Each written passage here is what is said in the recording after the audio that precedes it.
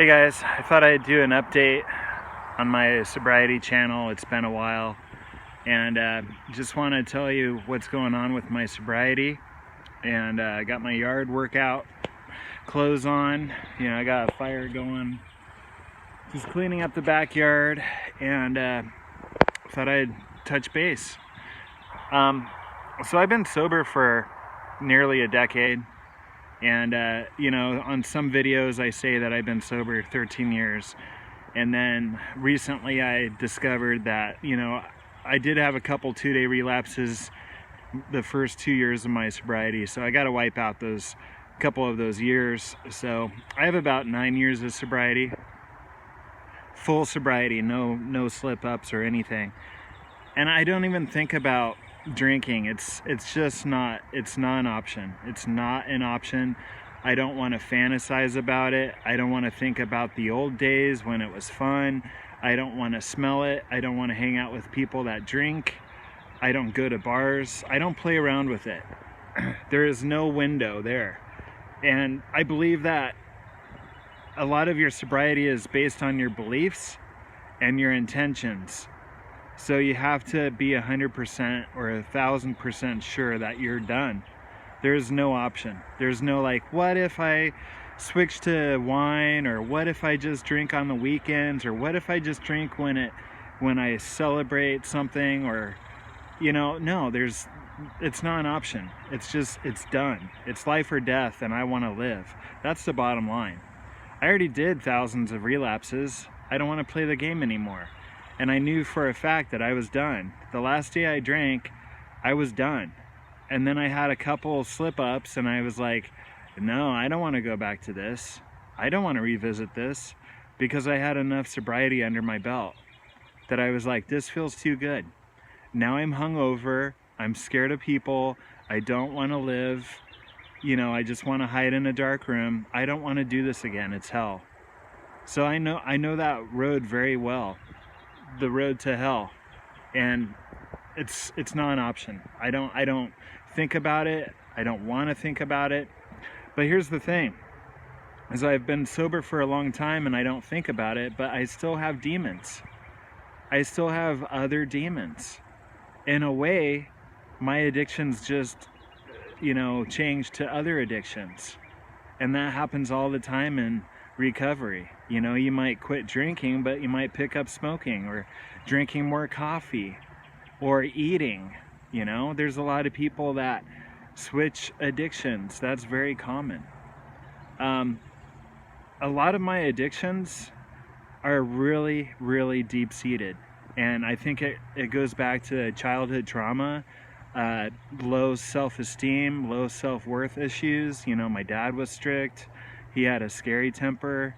I was a highly sensitive boy, and when I was 2 years old, I started rocking back and forth, and it was soothing.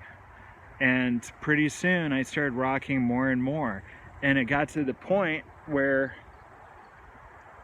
just last January, when I quit rocking, I was rocking from morning until night. I literally, I stopped just to eat and do a little computer work. And rocking back and forth for 14 hours a day. I had calluses on my knuckles because I'd rock on the floor, and I would just listen to music and stare off to space, just like I did after high school and grade school and my whole life. So I have deep-seated addictions, and they could be demons. If you look up Derek Prince, I'm reading his book right now, They Shall Expel Demons, and there's a demon pretty much for anything besides love and all the good virtuous things. Forgiveness, patience, love, happiness, joy, those are all heavenly. But everything else, fear, anger, resentment, jealousy, the list goes on and on. There is a demon for that.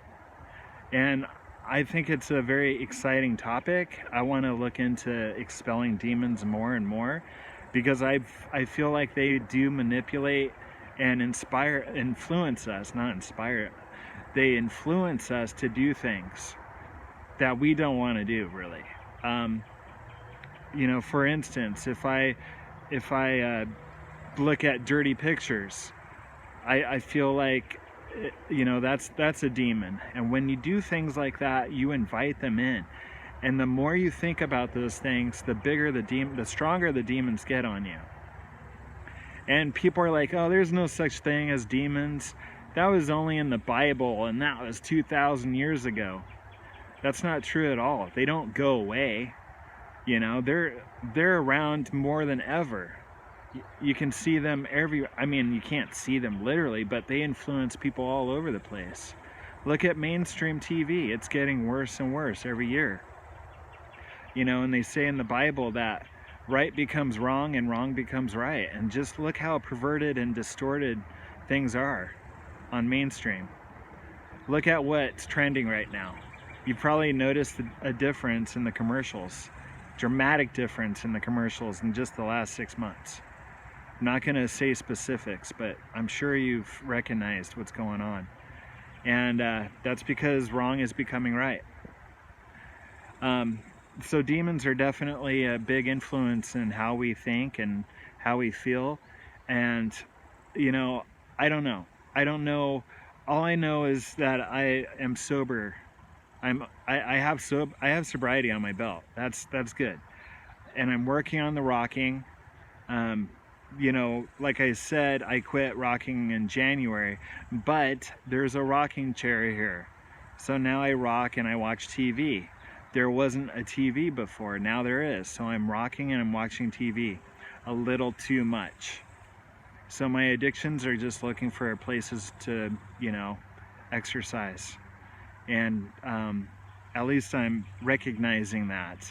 And it's a process. We're a work in progress. And if we can get a little bit better each day, that's good enough.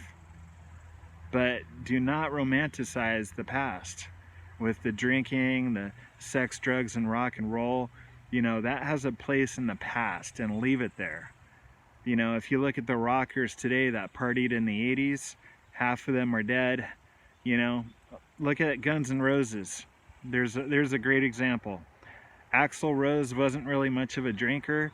He's still touring, doing great. Duff McKagan, the bass player, he got into yoga and health, and he looks amazing. The drummer, on the other hand,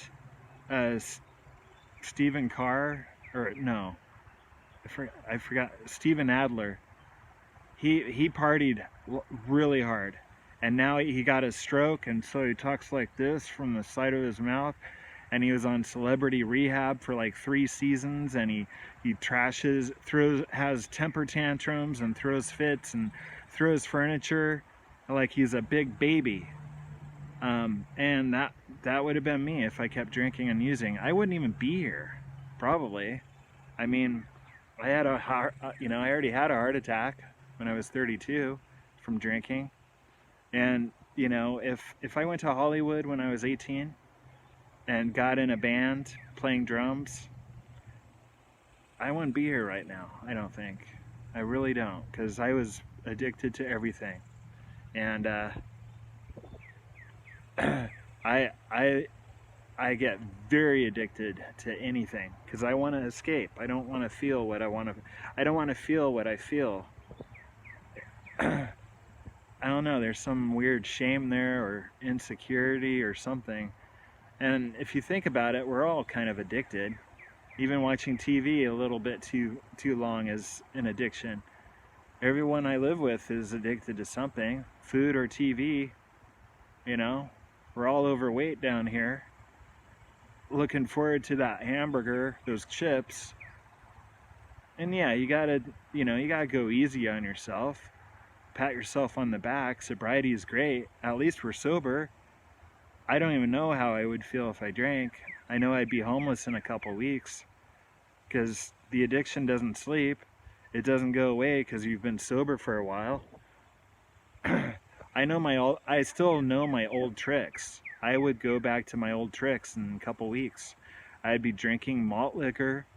I'd be getting drunk 24/7. And I know my girlfriend wouldn't put up with it. So I'd be out. I'd be homeless. I'd be I'd be hitching a ride to some city like Houston, or, you know, living in some stupid extended stay hotel, or even homeless, you know, finding a encampment. Because I know if I drank again, I would be drinking malt liquor, and I wouldn't take care of myself. I wouldn't work. I would lose all my income, and I'd be way worse than before. And they say in the Bible that if you clean your house and you get it all tidy and straightened out, aka meaning, you know, sobriety, or, you know, being good, being sober, being clean, if you relapse again, the demon will come back and he'll bring 7 of his friends. It says that in the Bible. And that's true with relapses. Every relapse for me has gotten worse. And I don't think I'd come back another time. You know, because every time I went out and drank again, it was 10 times worse than the time before. So the demons don't sleep, they don't rest. They're waiting for you to slip up. But give yourself a pat on the back. You know, I'm going to start fasting again, because now I feel fat and disgusting. I want to fast because, water fast, because I feel alive when I'm fasting. I really do. And I feel closer to God, and I lose about 1.5 pounds a day of fat. So thanks for watching, guys. Leave a comment. How are you doing? And we'll talk to you soon.